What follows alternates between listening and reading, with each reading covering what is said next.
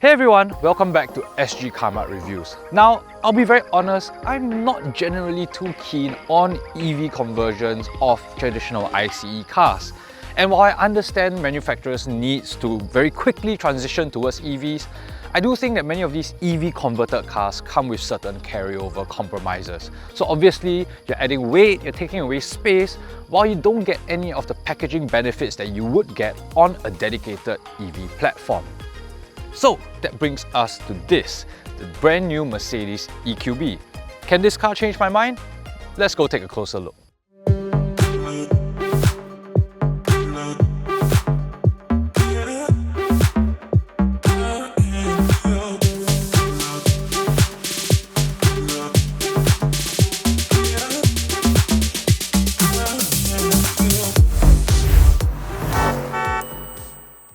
If you're thinking about selling your car, try Coates. Coates helps you sell your car quickly and easily. With the new Coates doorstep, get professional inspection by our certified mechanics at your convenience, anywhere on the island. Coates will then auction out your car online to its wide network of dealers to bid on your car. Once bidding is complete, Coates will update you with their best offer price at no obligation. It's that easy. To find out more, visit coates.com.sg. That's QUOTZ.com.sg. Now, back to our review.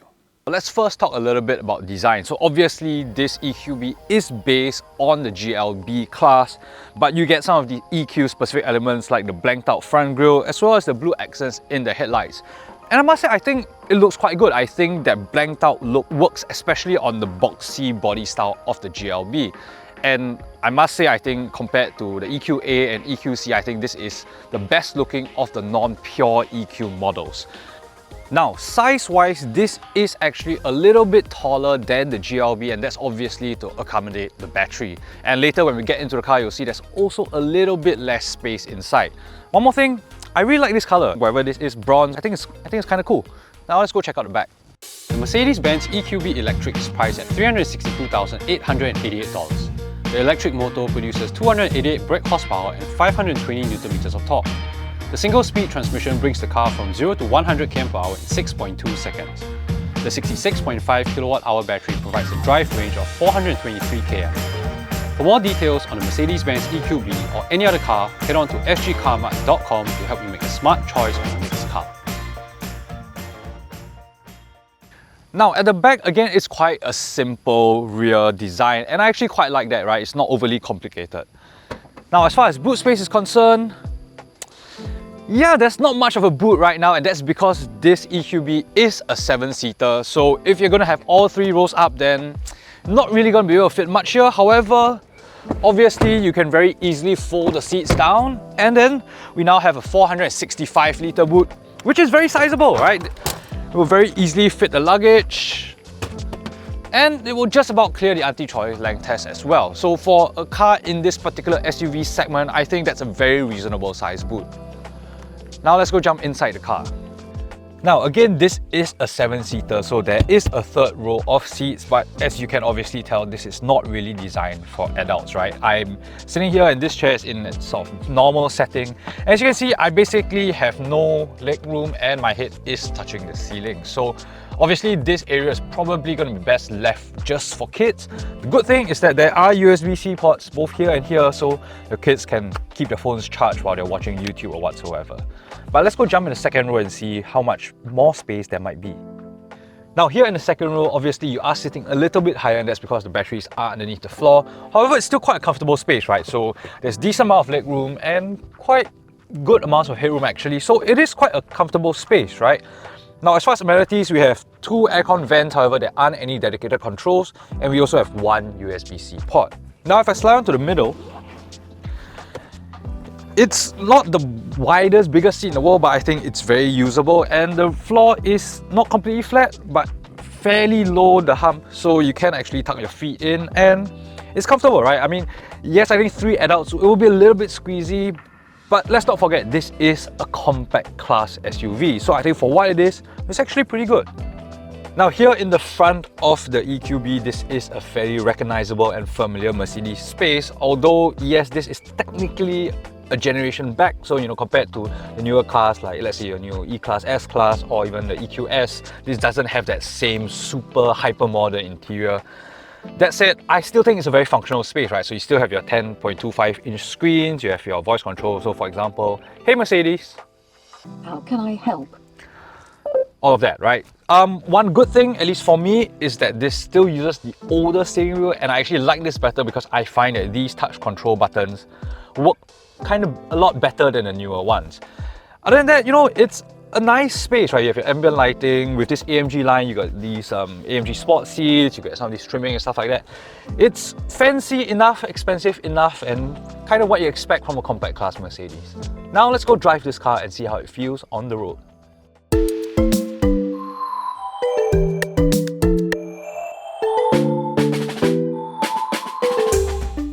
Now, first thing you need to know about this EQB, it is very quick. So this is the EQB 350 variant. So here you have two motors that produce a combined 288 brake horsepower and 520 Newton meters of instant torque. So if you just put your foot down, it's really quite a quick car, right? You don't ever feel that this is actually a 2.1 ton car. So this is quite a heavy car, but you never feel like it because, you know, you have that instant performance and it really hauls its weight very, very easily. So that's a really nice thing about this particular car. And as far as comfort goes, I think it's a very comfortable car. I think it rides quite well. Again, it does a good job of managing its weight. So, you know, over bumps, you don't feel the whole car moving very much.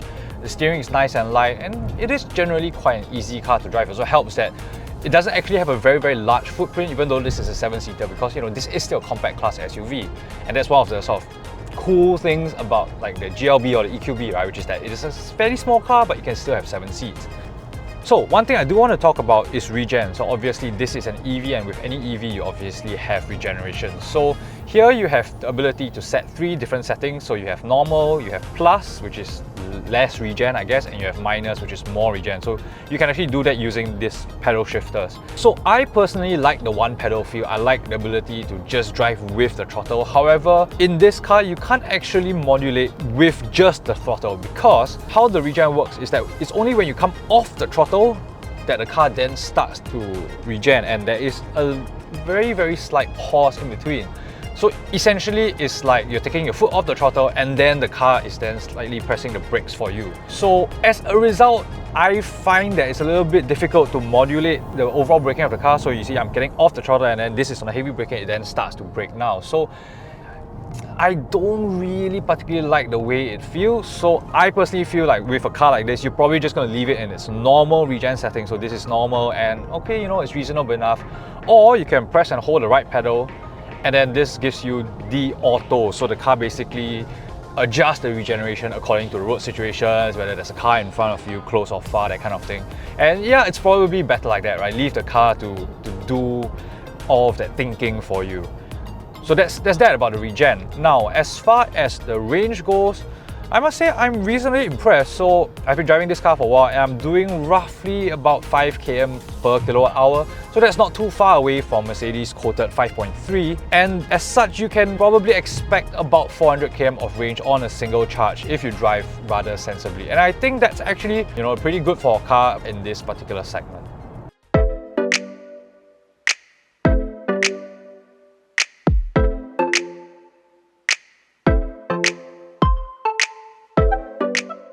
So the brand new Mercedes-Benz EQB, is it a will buy, won't buy, or go try? I think this is a go try because it is a very interesting proposition, right? If you were in a market for something with a premium badge, something that was an electric SUV and had 7 seats, this is it. This is the only model that you can buy right now. And so I think this car caters to a particular set of needs. So if that's what you need from your car, then you know this is a worthwhile car to consider.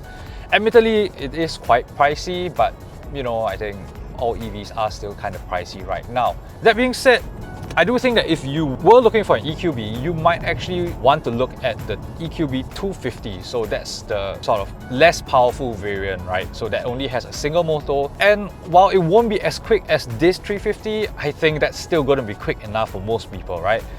And of course, this car has the benefit of all-wheel drive, but who needs all-wheel drive in Singapore? Definitely not. I don't need all-wheel drive in Singapore.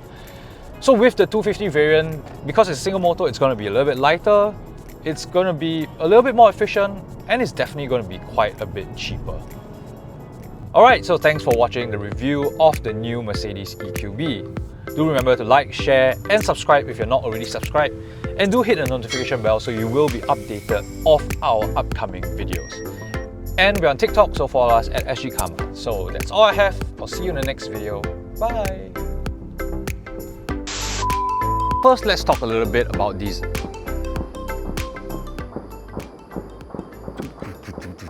Now here in the second row, you are obviously 3, 2, 1. Jam, jam, jam. Should have gone by Bredo actually, I realised.